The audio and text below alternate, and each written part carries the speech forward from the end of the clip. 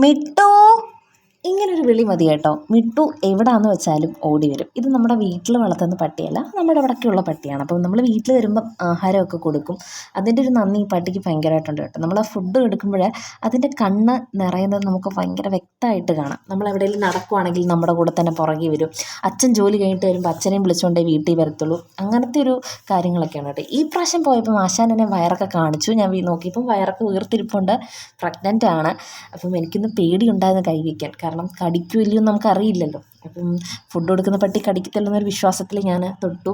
ഞാൻ തൊട്ടപ്പോഴാണെങ്കിലും കണ്ണടച്ചിങ്ങനെ ഇരുന്നു. പിന്നെ ഈ സ്വന്തമായിട്ട് ഈ കൈ എടുത്ത് ഈ മിട്ടു ഇങ്ങനെ കണ്ണിൻ്റെ അവിടെ ഇങ്ങനെ ഉരയ്ക്കുന്നുണ്ട്. എൻ്റെ വിചാരം മണ്ണെങ്ങാനും പോയതാണ്, പക്ഷെ അല്ലെന്ന് തോന്നുന്നു.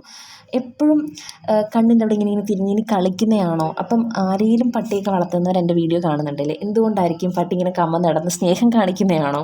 ഈ സ്വന്തമായിട്ട് കൈ കൊണ്ട് ഇങ്ങനെയൊക്കെ ചെയ്യുന്നുണ്ട്. അപ്പം ഞാൻ മിട്ടുവിൻ്റെ വയറൊക്കെ തടവി ഈ പാച്ചും അത്ഭുത വിളക്കിനകത്തെ തിങ്കൾ പൂവിൻ ആ ഒരു പാട്ടൊക്കെ പാടിയൊക്കെ കൊടുത്തായിരുന്നു കേട്ടോ.